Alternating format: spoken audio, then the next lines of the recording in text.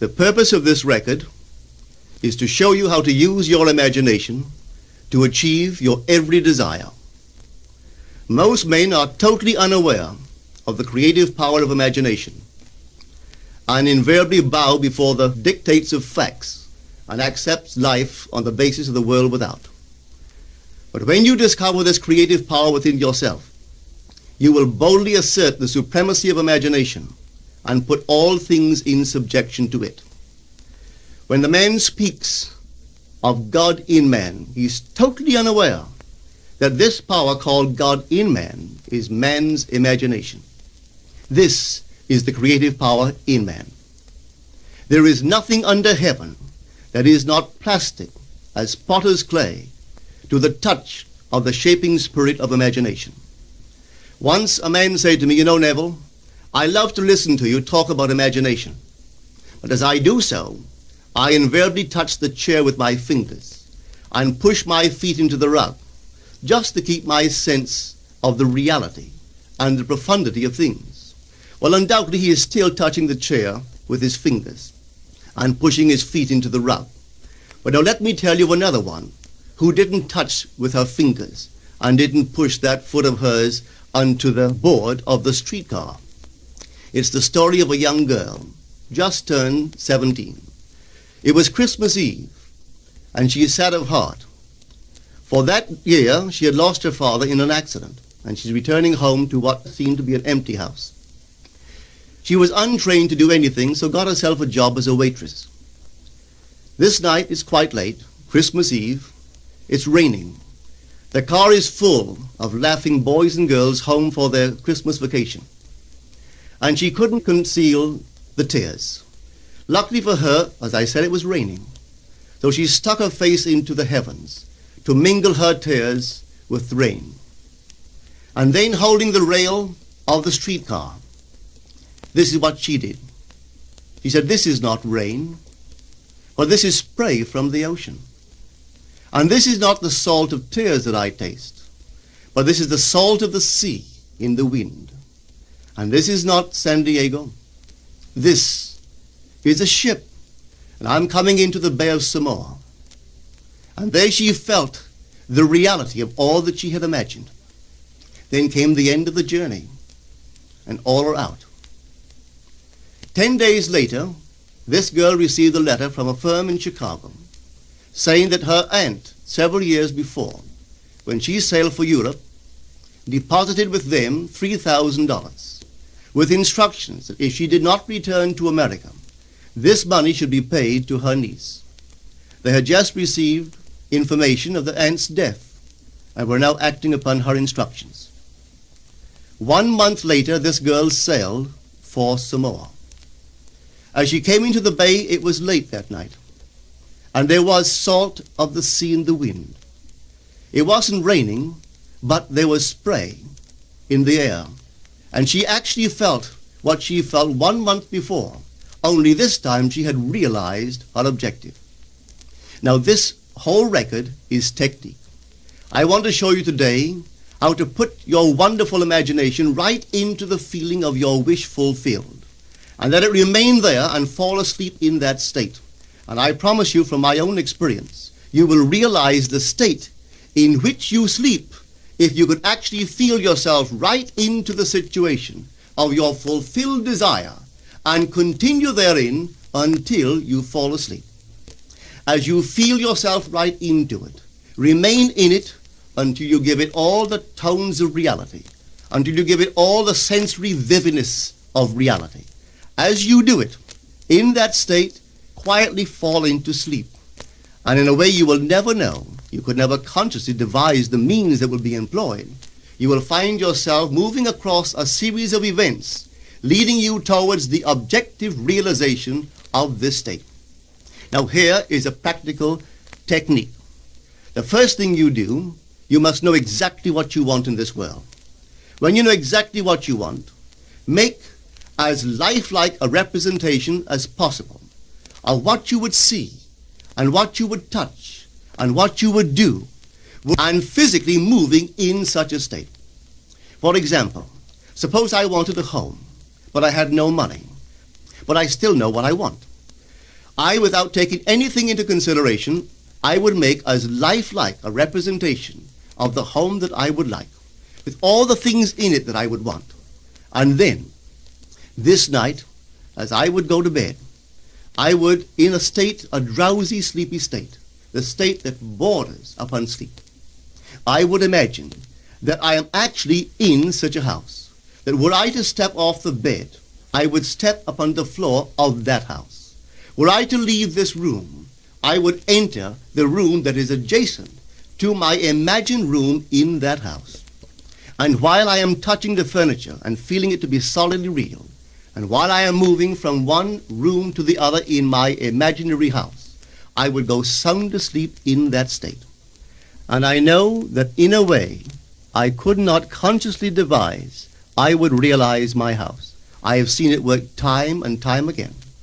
If I wanted promotion in my business, I would ask myself what additional responsibilities would be mine were I to be given this great promotion. What would I do? What would I say?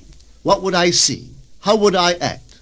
And then in my imagination, I would begin to see and touch and do and act as I would outwardly see and touch and act were I in that position. If I now desired the mate of my life, were I now in search of some wonderful girl or some wonderful man, what would I actually find myself doing that would imply that I have found my state? For instance, suppose now I was a lady. One thing I would definitely do, I would wear a wedding ring. I would take my imaginary hands and I would feel the ring that I would imagine to be there. And I would keep on feeling it until it seemed to me to be solidly real. I would give it all the sensory vividness I am capable of giving anything. And while I am feeling my imaginary ring, which implies I am married, I would sleep. This story is told us in the Song of Songs, or the Song of Solomon. It is said, "At night on my bed, I sought him whom my soul loveth. I found him whom my soul loveth, and I would not let him go until I brought him into my mother's house, right into the chamber of her that conceived me." If I would take that beautiful poem and put it into modern English, into practical language, it would be this. While sitting in my chair, I would feel myself right into the situation of my fulfilled desire. And having felt myself into that state, I would not let it go. I would keep that mood alive, and in that mood, I would sleep. That is, taking it right into my mother's chamber, into the chamber of her that conceived me. You know, people are totally unaware of this fantastic power of the imagination. But when man begins to discover this power within him, he never plays the part that he formerly played. He doesn't turn back and become just the reflective life. From here on in, he is the affecter of life. The secret of it is to center your imagination in the feeling of the wish fulfilled and remain therein. For in our capacity to live in the feeling of the wish fulfilled lies our capacity to live the more abundant life. Most of us are afraid to imagine ourselves as important and noble individuals, secure in our contribution to the world, just because at the very moment that we start our assumption, reason and our senses deny the truth of our assumption. We seem to be in the grip of an unconscious urge which makes us cling desperately to the world of familiar things and resist all that threatens to tear us away from our familiar and seemingly safe moorings. But I appeal to you to try it. If you try it, you will discover this great wisdom of the ancients, for they told it to us in their own strange, wonderful, symbolical form. But unfortunately, you and I misinterpreted their stories and took it for history when they intended it as instruction to simply achieve our every objective. You see, imagination puts us inwardly in touch with a world of states. These states are existent, they are present now, but they are mere possibilities while we think of them. But they become overpoweringly real when we think from them and dwell in them. You know, there's a wide difference between thinking of what you want in this world and thinking from what you want. Let me tell you, when I first heard of this strange and wonderful power of the imagination, it was in 1933 in New York City. An old friend of mine taught it to me.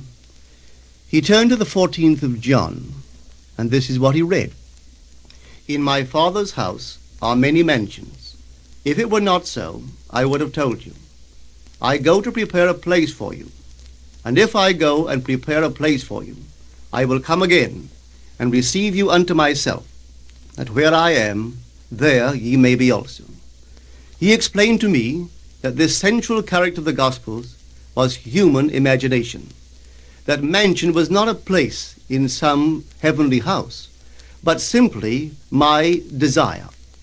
If I would make a living representation of the state desired, and then enter that state and abide in that state, I would realize it.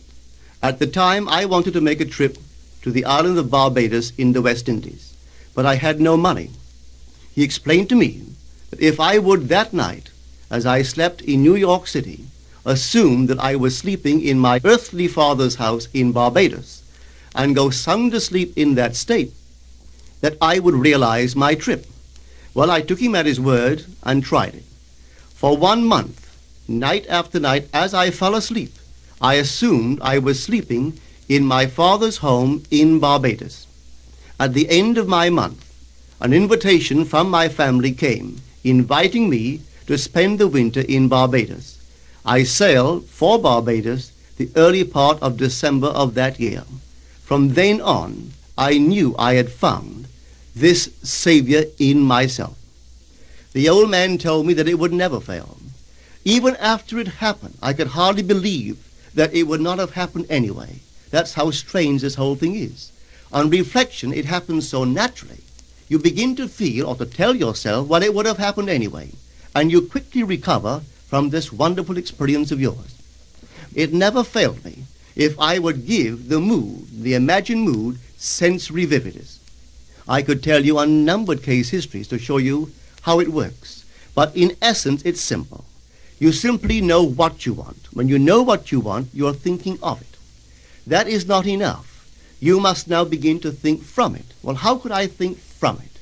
I am sitting here, and I desire to be elsewhere. How could I, while sitting here physically, put myself in imagination at a point in space removed from this room and make that real to me? Quite easily.